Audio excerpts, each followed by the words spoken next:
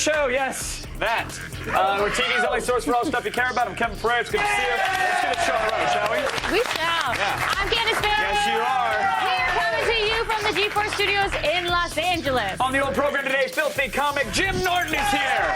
We'll give our TV censors a heart attack. And talk about ScarJo's nude photos. Boobies and butt. Then dildos for everyone. Yay! I just lost my Nickelodeon show. I didn't have one. Grace Helbig heads to the LA Exotica Porn Convention and treats the crowd to a screaming orgasm. And that's not the name of a shot at Applebee's, Candace. Good to know, Kevin. When was the last time you were at an Applebee's and sober? What does that mean? Applebee's and sober? I don't go to Applebee's usually, but whenever I'm there, I'm totally sober. Plus, Chris Hardwick stops by to review the ultra-light, ultra-thin Acer Timeline X laptop. Is this the netbook you've been looking for? And the Ewoks can blink now. Chris Gore rates the Blu-ray release of Star Wars: The Complete Saga in an all-new DVD shade. Hey, Ewoks, blink twice if you your. He said it, not me. This week we treated you to a Japan-shaped penis and a bouncy drummer. Yeah, you can thank us later after Around the Net.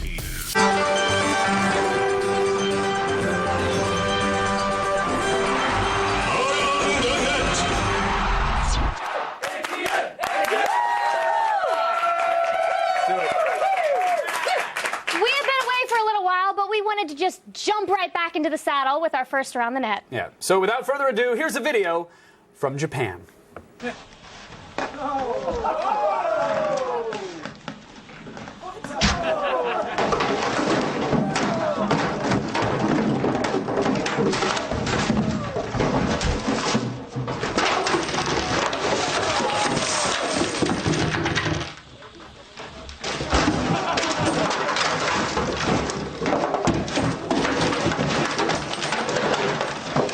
Bring a girl back to it. It is good to be back. Candace goes, he's ruining his place. I'm like, it's not like, do you think he's going to bring a lady back to it anytime soon? One that's conscious? He's just like breaking everything with it. Oh. And we actually had to blur his Japan-shaped penis all the way to Kyushu, which was pretty far up there, actually. It makes it look far worse when you blur it. Like, none of that was real, actual naughty bits. It was just a potato in a nylon sack or something like that. And that's the approximate version that I built to recreate the video. Uses just that. It's pantyhose and... What? I like it. Do you? That guy, he's clearly a performance artist. I don't know. He's not, actually. No, I he's think not. He's not. He's part of a hot new Japanese game show. Really? And I gotta be honest, I cannot wait to be on the U.S. version of American Wang Warrior. Oh my God! It's gonna be so good. You'll see it next fall on G4. You're gonna be competing in it? I'm absolutely gonna be on it. I've been practicing. Kevin, this is amazing. Yeah, You have been practicing. By the way, I'm sorry about the mess in your dressing room. I will clean that up later. Awesome drumming. Awesome drumming? Awesome drumming. What is it, a Neil Peart video or Keith Moon? What do we got? Something like that. What? What does the hand duck say to the drink? Hey! What does the hand duck say to the drink? There ain't no crawdads in that lake. Honey, hey, you can slide off the pole, honey. You can slide off the pole, baby. You can slide off the pole. Go down to the crawdad hole, honey, baby.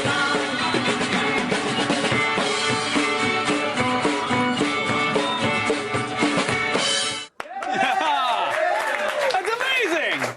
The closest I've ever come to that is drumming after 2 liters of plastic bottle vodka. But I did spin kick a dude in the neck, which was pretty sweet. You did? Yeah. Oh, well, I don't see anything special about that video at all. I don't get it. What are you talking about? That was amazing. I don't know. I do stuff on trampolines all the time. You don't see me going on and on. How amazing I am. It's just saying. Actually, I feel like you've brought that up more than a handful of times, so I have heard you go on. All right, Kevin. You know what? I'm going to just show you a few of my incredible, everyday trampoline feats to prove to you. What? What? There's a difference with the shoes. I just noticed. But you don't have to do any I don't know what you're talking about. No, I got it.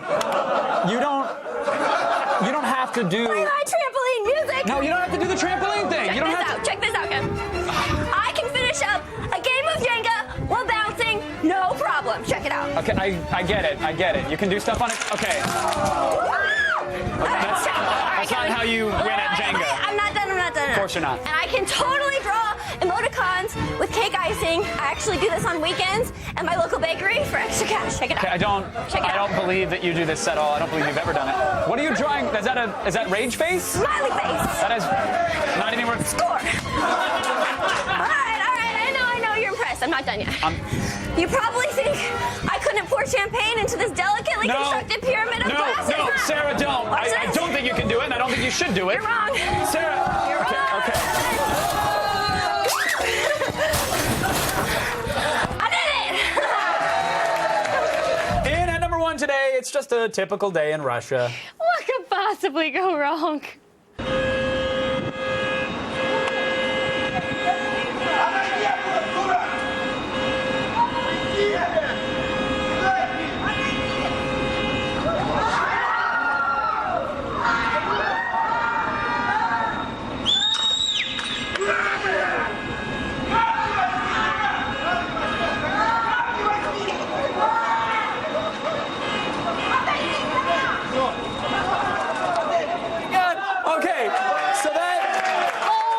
So good.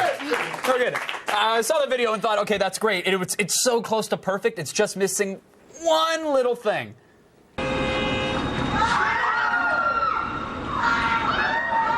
What would you do for a Klondike bar? Nailed it! Nailed it! Good. Still ahead, Grace Helbig gives us an earful of a screaming orgasm.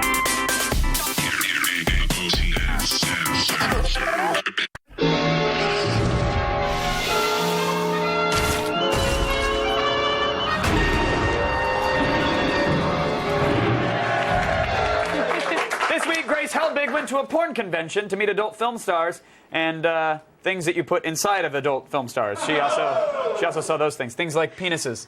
Some girls have all the luck.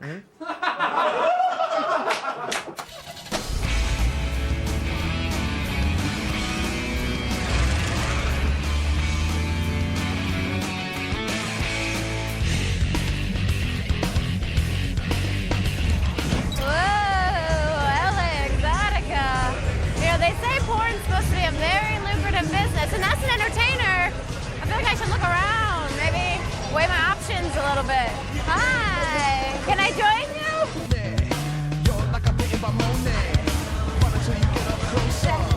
That's a 20. I don't know if you make change or anything. This is one of the hottest conventions in Los Angeles. You can meet your favorite porn stars, you can buy all kinds of stuff for the bedroom, and they have toys for every hole. And I'm gonna find them, whether I want to or not. And I think I want to. Oh, it's working. I feel like a horse. I could introduce you. Oh my God. You know, when I went to college, I thought I have. Oh my God. Oh, I'm fun. It's never gonna be the same. This has just been a pure joy. Oh, I'm glad to hear that. Porn. Everyone with eyes watches it, but what about the people that don't have eyes? How do they experience it? Today, I'm going to walk around Exotica LA without actually seeing anything. Whoa, sorry. Are you okay? I'm great, but I might need some help. All right, let me show you around. Yes, thank you. This feels like some sort of weapon of mass destruction. It feels like I'm holding a... I feel like my mom can probably meet this guy and they might get along really well. Oh no, I'm good. I got one of the ear ones. You can hear the ocean.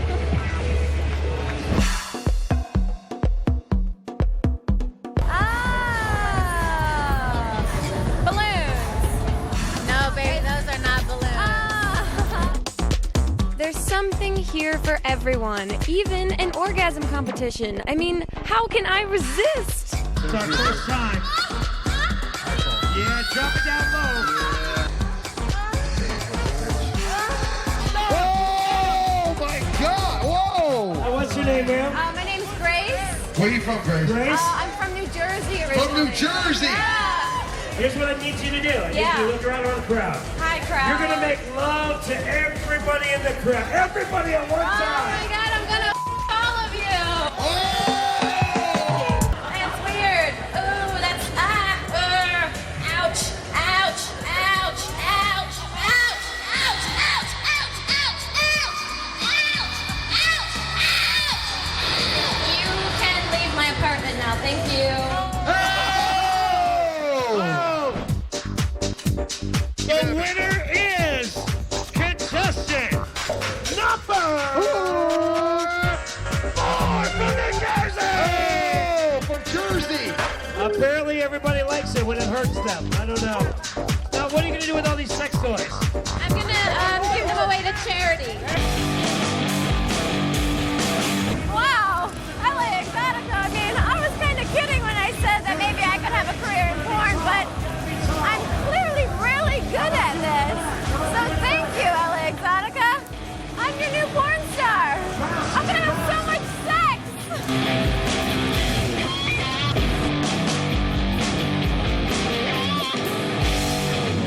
I'm Queen of Exotica.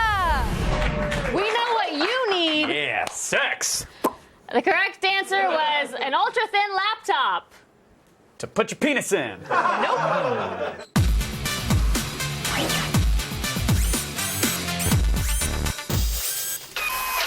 Looking for a thin and powerful laptop on a budget? Well, the 13-inch Acer Timeline X might just be the computer for you. Powered by a second-generation Intel i5 processor and 4 gigs of RAM, the Timeline X packs plenty of power into a 1-inch aluminum body. Featuring the NVIDIA GeForce 540 mobile graphics processor, this machine packs plenty of punch combined with up to 9 hours of battery life and a 500 gig hard drive. The Acer Timeline X can be yours for only $750. Welcome to Chris Hardware. Every time a before the nice thing, walk. our stage manager Andy, who by the way has acid for blood and spiders where his heart should be, he always goes after the thing, do your little walk over. I'm like, don't call it a little walk. That's so today I'm like, what that fine, was? I'll give you a little walk over, Andy. I love the walk. It's very all right. nice. All right. The Acer Timeline X is supposed to be sleek and ultra portable. This is a 13-inch model, and it weighs just 4.2 pounds. So what are your thoughts on the design? I like it. I mean, it's not necessarily my favorite kind of design. I sort of like rounded edges. It's very angular, which I think is pretty. Can poke your eye It out. feels very much like a well-designed PC. But I do recognize that it is an inherently attractive machine. It's just not my flavor. But the cobalt aluminum is actually I like that. It's smooth. It's not too shiny. I like the it's color. very subtle. The bottom looks smoother than most PC laptops.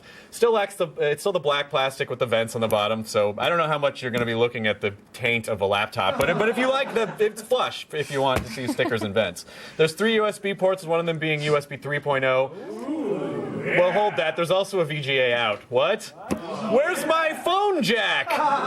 Acer thought it would be nice to include all these great stickers on the front right here, just to let you know what's what on the front there. That is a all lot. these great stickers. All these companies had to put stake in this. So there you go. Nice. Oh, am I still talking? I think so. This is not scripted, by the way, Ken. This is all No. off the top of our heads. This is off the During top of our heads, testing, y'all. the trackpad felt narrow. The keyboard, you can see right there, it does feel narrow. The keys were a little mushy. It's Yeah. clearly not my hand. A little mushy. Yeah, that's right there. Okay, now most 13-inch laptops have CD Wait a minute, drives. that was just Matt Myra trying to show off his friggin' Omega watch that he's so proud of. What a dork. All right. Where's the CD drive? What? There's no optical drive. Which Why? actually, Why? I know. Well, I mean, you don't. Like, I'm confused. We're getting to a. Well. It's freaking me out. No, it's fine. Some machines have them, and this one doesn't. It's very black and white that way. But I don't understand why it's 4.2 pounds when there's no optical drive. That's why I can't wrap my mind around. 4.2 pounds, not super heavy, but if you're lugging it around in your backpack, It's like a good weight. Yeah, it's thin. It still seems like there was room for one, so I don't know why they didn't put it in there. But whatever, it's not. We don't don't really need it as much. All right, there's also, I don't know what you're saying. There's also this long Dolby home speaker, theater speaker. How does it sound? It actually sounds really great. This is one of the best sounding 13-inch laptops It's we've ever very seen. long. Yeah, I mean, laptops of any kind, this is some of the best speakers we've heard. There's very little distortion. You can choose 3 modes, game, movie, and music. The sound was full and dynamic in each of the settings, which is nice. But how did it perform? It really well, and honestly, it performed really, really well. We streamed HD video from Netflix. Hulu found the machine didn't get as hot as we expected, which is nice if you don't want to burn off your penis or fuse your vagina shut. Applications were quick to... And nobody I don't know. wants that. I don't know what you want to do. Applications were quick to open. We played 3D games on here with minimal frame rate issues. It's got an Intel 2.3 i5 processor, and you can really see the performance when you get it up and running. Startup was okay. It wasn't the fastest we've seen. It's about a minute from power up. So it's a decent machine. All right, so how's the battery life? The battery life is really pretty good. Real-world use meaning, watching videos, going on the net, checking email. We got almost 7 hours, which is pretty spectacular. That's But then nice. That's a lot of when we time. kind of fired the machine on all cylinders and just beat the crap out of it, we still got 3.5 hours. So even that was pretty impressive. So the battery life is good. It's probably why it's heavier. Yeah. Wow, I nice. love that clap that they do in there. Yeah! And you can buy the 13-inch Acer Timeline X on Amazon right now for Ron Paul! $750. Having said all that, what are we rating this? I'm going to give it a 4 out of 5. No way! I know. No way! This will Mind run almost blown. anything you throw at it. I think it looks great for a PC. The sound was impressive. I do wish the trackpad was a little bit larger, but that's a minor gripe. If you're looking for a 13-inch machine under $1,000, I say go for it. It's a good buy. Yay! All right, that's it for today's Gadgetpron. But if you have a gadget you'd like to see us rate, email us at gadgetpron@g4tv.com. Still ahead, Morgan Webb drops by to review one of the biggest PS3 games of the year, Resistance 3! Yes, and later, comedian Jim Norton takes us to a filthy, filthy place. Where's your filthy place? Today's Road Report is brought to you by Axe Body Spray, the smell the ladies love.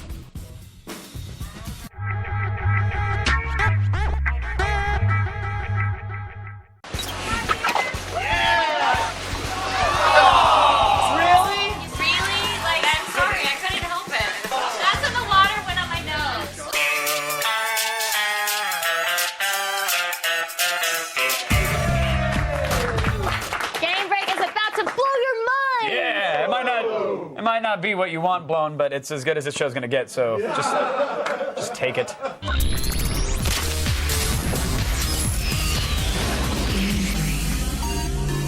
Let's get to the games, shall we? Yes, we shall. Resistance 3 came out last week. Yes. This is the third in the series. Where does it take us? It takes us, so basically humanity has kind of lost this war, and they're just trying to survive, and so it has a very post-apocalyptic setting. But then you, Joe Capelli, he was an I know, the names are... That's all right. Ex-military man, and you kind of go out on this lone mission to do this Hail Mary mission to save the planet. Right. Oh, we're doomed. Turns out, wait a minute, one guy could save it all. This doctor guy happens to know this secret way to kill them all. And doctors are always the most badass with guns. It's either doctors or physicists in first-person shooters. He has glasses. That's how you know he's smart. Got it. So what are we getting out of the single player, which is, I'm assuming, what we're looking at here? I loved the single-player campaign. Now, something that I've always loved about Insomniac games is they have a sense of whimsy. So while it does have this post-apocalyptic setting and this very sort of realistic, in quotes, world, you also have a lot of really interesting weapons, and you can switch between them on the weapon wheel at will, so then you can actually have some strategy, manage your ammo differently, and you can upgrade certain weapons. Right, you're certainly not just stuck wielding only two and bouncing back and forth as the map requires. And being like, should I pick this up? I don't know. Am I going to need the shotgun? It's like, you have everything. Well, we'll get to the weapons in just a second. I want to point out, I played it for only a handful of hours and was thoroughly impressed with the epic grand scale of everything. Normally in these games, if there is a giant boss model or a boss right here, this would happen later on in the game. This happens within minutes, it seemed, of the first game, and they're constantly throwing epic grand enemies at you left and right. And what I actually like about it is they don't necessarily force you to look at the enemies. The enemies are sort of huge in the background, and you'll get stepped on by this giant foot. And you're so busy running, then you look up and you can't believe that giant thing is on top of you and you never even realized it. You're so focused on your own human-sized perspective. Right. Now, of course, you mentioned the signature weapons. That's the best part of Resistance. Do you have... Sorry. No, you get giddy over firepower. I love it. It's okay. What are some of the weapons and then your personal favorites? Are there standouts? Okay, so... I don't need those cards anymore. So one of their classic weapons is the auger. And so what's great about this weapon is it shoots through walls. And you can see through walls and shoot people through it. Before it sounds like too much of an advantage, they also have that gun, so they can also shoot you through walls. Right, yeah, and they will shoot you through the walls. Yeah, so you got to kind of keep moving. The shotgun is a great weapon. You can see it there. And what actually happens is this is an upgraded shotgun, so it lights enemies on fire when you shoot them. Oh, okay. Because blasting their face apart just wasn't enough. No, and they just crispify. Oh, it's fantastic. Crispify. You have like it's a real word, whatever. No, I like it. And you have like a mutator gun, and you can basically spread disease bombs, and you have, like a freeze ray, and you freeze everybody. And then and all the weapons, again, not only just the primary fire, there's secondary fire, and then they're all upgradable. Exactly, and the upgrades are so satisfying. It's like getting an achievement, but on the PlayStation 3. Do you? I love that. Do you find yourself falling in love with only one weapon, or do you want to really use them all? You want to use them all, and there are situations where some are going to work better than others, and also like there's maybe one weapon that's a little overpowered for a situation, and it's really fun to use that, and then eventually, of course, you run out of ammo, and then you have to get creative with it, which is a lot of fun. All right, now what about the multiplayer side of things? The multiplayer is very, very solid. Solid, but it sounds like it might be, is it lacking inspiration? Or? No, it's actually very good. It just, it takes so long to get good at these multiplayer games that people tend to cluster around Call of Duty and Battlefield. And Battlefield and that kind of thing. So, I think it's great, and I think people are going to really enjoy it. I really enjoyed it. It has a lot of fun ideas in it. I think that it's not going to be the juggernaut, but it's definitely there. If you're itching to play, it'll give you a solid experience. Did you write the review for X-Play? I did. Okay, so what did you give Resistance 3? I gave it a 5 out of 5. Oh, you love your Resistance. And it's replayable, too. Like, the second I finished the game, I was like, again, because I needed to finish upgrading all my weapons. Because you have a problem, Morgan. Hey! That is mean. It's an adorable Isn't it? problem. That is mean. Punch him. Gaming Punch him. What? Hey! Yeah! She said I could. Oh, that makes it all okay. She put her shoes on the wrong feet today. And that's not a joke. Not a joke, by the way. Truly. It's true. No, it's true. She really did. So I consider the source. But it is an adorable addiction that you have, and we love you for it, Miss Morgan Webb. That's what I was going to say. Thank you for coming by as always. Thank you. Such a pleasure. Want to be green and very, very fast? Well, here's a look at the most powerful electric car on the planet. Yeah.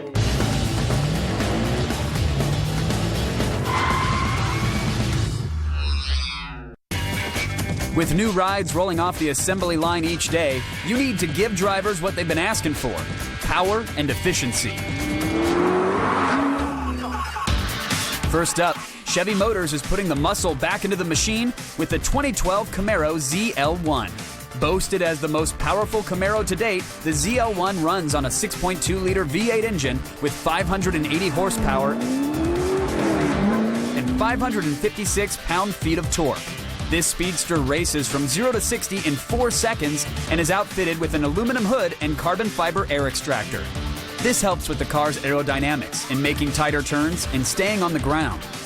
Recently, the Camaro ZL1 was put through a 24-hour road test at the Milford Road Course and is expected to roll out in early 2012 with a base price of around $50,000.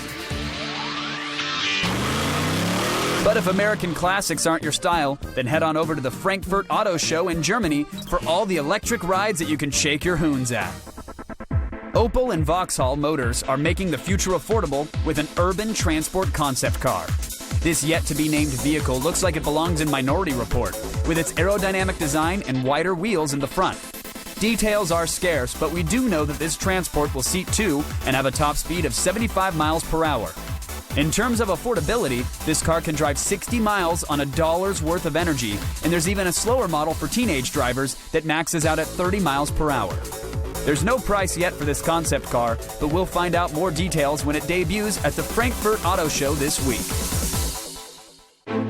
Another electric car that will be turning heads in Germany is the Chimera All-Electric GT, the most powerful electric car on Earth. A conglomerate of several companies and corporations from around the world, such as T-Systems and Zeb Solar, came together to create the Chimera to promote the use of electric vehicles. This zero-emissions roadster is powered by lithium-ion batteries and runs on 3 electric motors, outputting 700 horsepower. This electric supercar has a carbon fiber body and weighs over 3,000 pounds. It rockets from 0 to 60 in 3.5 seconds, proving that you don't need to burn fuel to burn rubber. There's no price on this prototype just yet, but the car is probably not street legal anyways. The Chimera GT will also be making its debut at the Frankfurt Auto Show this week.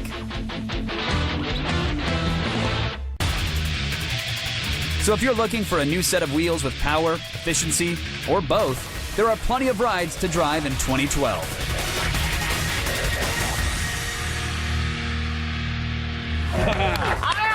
One's drunk and crabby, the other's short and stabby. Do it like a song. Do it like a song. Do it like a song. All right. One's drunk and crabby, the other's short and stabby. Together, Iron Man and Wolverine are TV's odd couple. That's good. I like that. Except for the other odd couple that was called the Odd Couple, of course. But this Friday, Tony Stark meets a girl with strange powers, and he's compelled to protect her. You know, like a gentleman in power armor would, of course.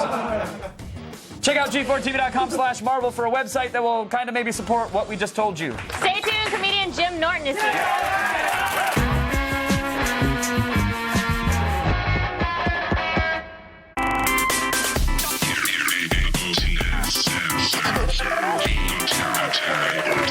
Jim Norton is known for being, how shall I put it? Obscene? Yeah! That's what I was going to say. Well, let's just say that when we had him on the show, he lived up to that reputation. Folks, it's time to meet the only guy who's gotten kicked out of more Vegas strip clubs than myself. Please welcome Jim Norton, everybody. Oh, thank you. That is for you. That is not paid for. They are genuinely huge fans, as am I, sir. It's a pleasure to have you here. Can you look at me on what an ugly man on camera I am. What are you talking? It's like a... Oh, just like somebody put a tumor on a chair. Ugh, my stupid feet all splayed out. All right, sorry. What is it? No, I think you're a very handsome man. Thank you. You've certainly hotted up over the years, and I cannot wait for your celebrity sex scandal to hit the web. Is that going to come? Because I don't think so, because they can't make it a scandal if you tell on yourself. What are they going to do? What are they going to say? Jim took a girl out and actually treated her nice and didn't offer her money? I mean, there's nothing they can say. You're the guy that tweets photos of her penis every day, hoping somebody will talk about it, right? I'm dying to start a buzz about my penis. Nobody will. I almost said nobody will bite, but I'm like, no, they will. No, they have, if the price is right. Yeah. What do you think about this, the Scarlett Johansson freaking out? Oh, it got hacked. There's naked photos of her online. Celebrities doing that kind of thing? I love it. I mean, only because I like Scarlett Johansson. Let's be honest. If it was Yaphet Kotto, I wouldn't have enjoyed it nearly as much. Good reference. Hold on, can we check the wiki on that one? No, Yaphet Kotto, that's a great reference in 1976. That was really...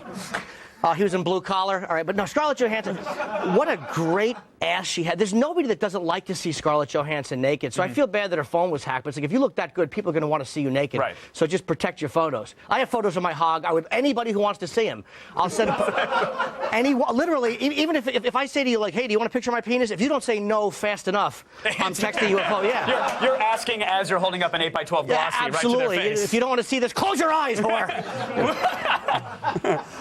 Good to see you, Mom. She took it. Now, while we're on the subject of photos of penises, I am shocked you did not grab one of Ron Jeremy's. Because we learned on your CD that you actually engaged in a threesome with Ron Jeremy, and you didn't get a photo. I do have photos. I have two photos of from the event? From the event. Dennis Hoff, the owner of the Bunny Ranch, took them. It was me and Ron. Picture the letter H. That's pretty much with the girl in between us. That was what we looked like together, and I would imagine the A, because I thought you guys were high-fiving over her, like Eiffel Tower style. No, she was on her hands and knees in between us. Ron invited. It looks like Ron has sweatpants on, and it looks like that he's not naked, but he really was having sex with her. And for me, I look like so awful. I'm in my suit, and I'm like that. Like I just and you could actually you could see my mule in both pictures. It was really they're great shots. Yeah, it's I'll show you after. Was it like a Sears portrait studio? There was a tasteful backdrop and a soccer ball that she was kneeling on? Yeah, it was really nice. It was like a cloud backdrop we put in, something just for the family. Where do you keep photos like that on your phone, or do you print them out, put them on the fridge? What do you do with something like that? You can't really show them off. Oh, yes, you can. Absolutely. Of course you can. I would love that. It's a train with Ron Jeremy. Who would object to that? That's acceptable in all circles. But yeah, I'll show anybody who wants to see it. I love it because my hog looks really good in it, which is abnormal, you know. Was it? Yeah. Was there a smoke machine? Was it backlit? Why is it? Well, there's Photoshop. You know, there's always ways to zoom and, you know. I want to. Did we just cut to a photo of it? Did I miss that? No. Oh, okay, good. You are very active on Twitter, which I love, and recently you talked about the director of The Exorcist, William Friedkin. Yes. He's catching a lot of flack right now. He basically said, for those who don't know, that Hollywood is out of ideas. They're sort of dumbing down the industry. It's lowest common denominator with these comic book movies and whatnot. And you were on his side. 100%. It's not that I don't like comic book movies. I think they're great. But what he's saying is that the people that used to run the studios were like, I think, people that made movies, and now they're all agents and lawyers. Nobody likes lawyers. Nobody enjoys a creative decision from a lawyer. Because the lawyer's never going to go, well, here's what's funniest. You know, he's going to go, well, here's what will prevent litigation. You know, who wants to talk to a guy like that? Right. Lawyers should be burned alive. Nobody thinks they're funny or interesting. So William Friedkin was right. And when you look at the movie, all they're doing is remaking movies. Straw Dogs is coming out. That should be great. It was great in the 70s when Dustin Hoffman did it. Right. I understand remaking movies. Why am I talking so quick? We get it, Jim. We get it. There's nothing worse than somebody talking too fast. They think they're not being heard. I'm sorry. That's my little man complex. I thought you talked to your hand. Yeah, I do. But what about adding, like, Top Gun's coming back, but now it's in 3D. You gotta love that, right? That's what I'd love to see homoerotic stuff coming right at me. That's oh, that's perfect. That's good. Oh, look, it's Goose. You know. Yeah, I don't mean to. No, that's true. I don't mean to blow it for anybody, but Goose dies. Any CG. I followed you for years because, again, I am a legitimate huge fan of yours. Thank you, man. And I don't.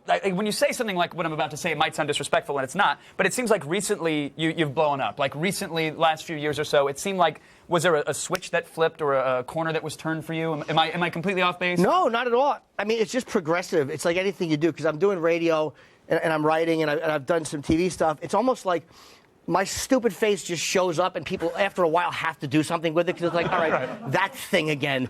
So I find that I don't think I'm too good to do anything. Like, I do a lot of the late night talk shows and this and Fox, and I do E, and any channel that would have me on, I love to talk.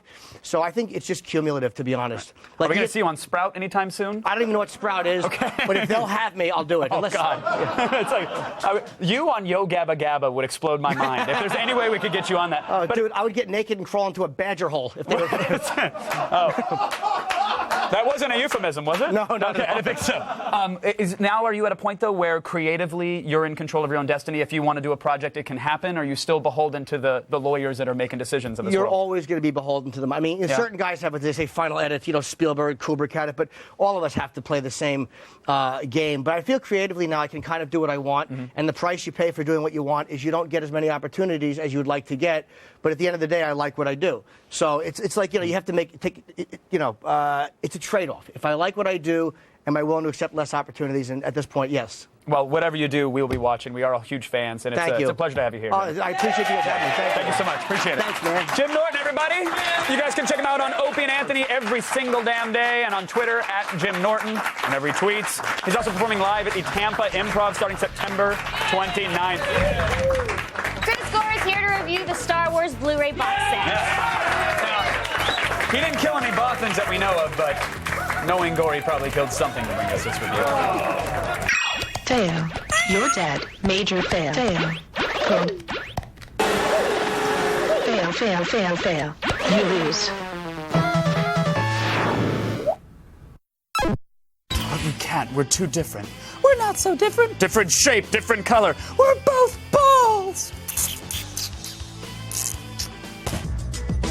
Coming up on Attack of the Show, Mary Lynn Rice Cub will be here live to give us the lowdown on her new sitcom, How to Be a Gentleman. Then we check out the new Marty McFly kicks in Sneakerheads. Plus, Carmen Electra will be here live with her new flick, Mardi Gras Spring Break. Adam Sessler reviews one of the biggest, most highly anticipated games of the year, Gears of War 3. And MMA legend Ken Shamrock drops in to break down UFC 135, John Jones versus Rampage Jackson. See it starting Monday. It's Star Wars Blu-ray release day, and Chris Gore's here. It's a trap!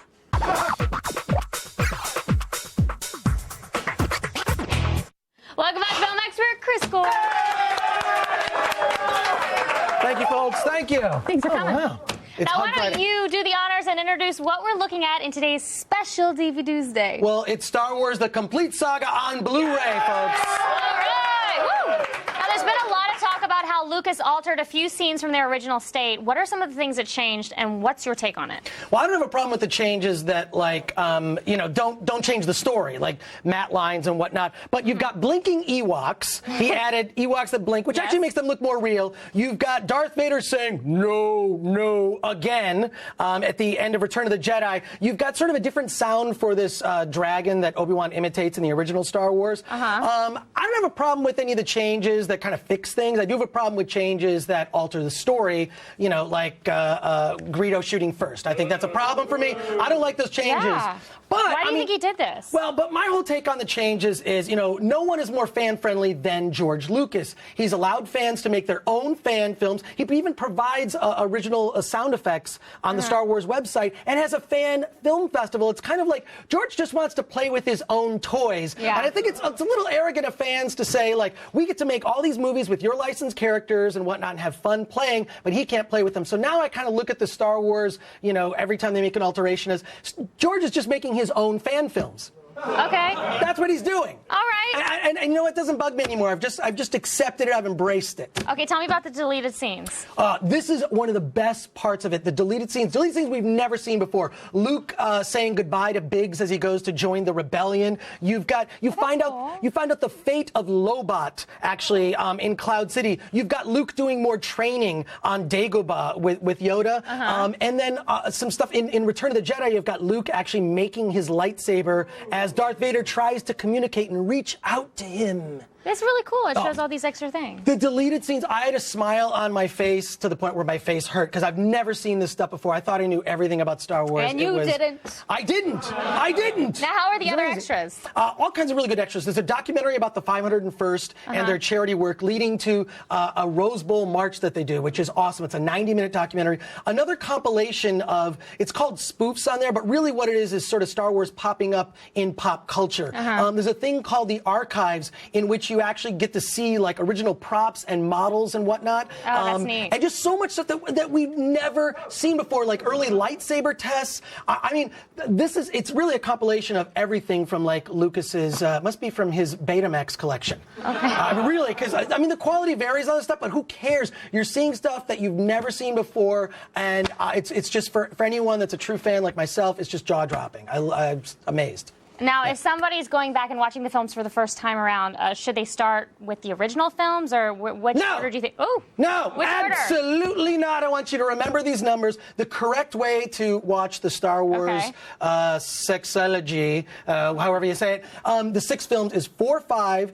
Then go back 1, 2, 3, and then 6. Because episode 5 is kind of a cliffhanger. You go back. It's sort of, I call it the Godfather 2 cut. Because it is in a way like you meet Luke, then you see his the young father, you see what's going on, and then you see the sort of contrast of the two. They're two journeys. So 4, 5, 1, 2, 3, 6. Yes, so when you watch them, make sure you watch 4, 5, 1, 2, 3, 6. You guys hear that? Write it down. All right, what's the bottom line? Bottom line is buy it. Buy it. All right. And I guarantee this will not be the last time I will buy Star Wars. I'm sure. I have no doubt. Haven't you bought it like 13 times? I bought it like 15 times. Oh, my God. Laserdisc and VHS Letterbox and Criterion Collection and Special Edition Laserdisc and Japanese Laserdisc, all over the place. All right. Thanks, Chris. Thank you. Thank you. For more Gore, follow him on Twitter at @ChrisGore. And now let's go over to Kevin. No applause? No. Oh, all right. Hey, do you want small plastic replicas of incredibly ripped men? Yeah. Prepare to be delighted, perverts.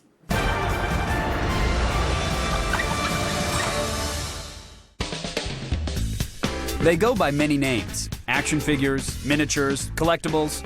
But whatever you call them, they're a plastic world of awesome. And to keep you up to date on the latest news, we've teamed up with our resident expert. Hi, this is Daniel Pickett from ActionFigureInsider.com. Who gave us the latest happenings in the action figure realm. Next year, He-Man turns 30, and at this year's Comic-Con, we learned that Mattel was running a contest where fans could create their own figures for his birthday line. 30 years ago, there was a contest where fans could design a character. The character that was designed was named Fearless Photog, a goofy guy with a camera for a head. Mattel is doing that as the first figure in the 30th anniversary line. And with that, they're doing a new Create a Figure contest that fans can enter. It's going on right now. What you do is you can create your character on an 8.5 by 11 piece of paper. You send it into Mattel. You can find all the details on MattyCollector.com. You can do new heads. You can swap out parts. Anything they've made yet, you can use on your figure. You have until the end of this year to get your design in and can expect to see the winner announced at next year's Comic-Con. Oh, and speaking of awesome 80s cartoon revivals, Thundercats! This year, the classic 80s cartoon was relaunched as an anime series, and to celebrate that fact, the Feline Warriors are getting their own line of action figures. Bandai is doing the line. They've got 2 lines running right now. There's a 4-inch line, and that's the one based on the current animation, the new show. And that's got figures and vehicles. But then they're also doing an 8-inch line that is based on the classic animation. And people are really digging that too, because it's fully posable, 8-inch figure, great detail, great accessories. Both the classic and the new animation are in stores right now. I've heard Toys R Us is getting most of the new stuff earlier than some of the other stores, so that may be your best bet in finding them. And only one thing to say about that: Thundercats, ho! But if you prefer capes to swords, then you're going to want to get your hands on these wonderful toys. We know that Sideshow Collectibles has teamed up with Hot Toys. They have got the rights to the '89 Batman movie, and they showed off some spectacular 12-inch figures of Michael Keaton as Batman and Jack Nicholson as the Joker. These things are stunning, top-of-the-line figures. It's part of Hot Toys' DX line, which has that eyeball movement, so you can actually position the eyes in the face. The Batman figure has 3 different mouth plates that you can take off. The Nicholson character has both of the costumes, the Joker costumes, that you can switch out. They're going to run you roughly $250 a piece, depending on where you get them from, but worth every penny. These superhero figures will be available at the end of this year and can be picked up over at SideshowToy.com. So there you have it. All the latest sword-swinging and cape-wearing news to help you get your action figure fix. Many thanks to Al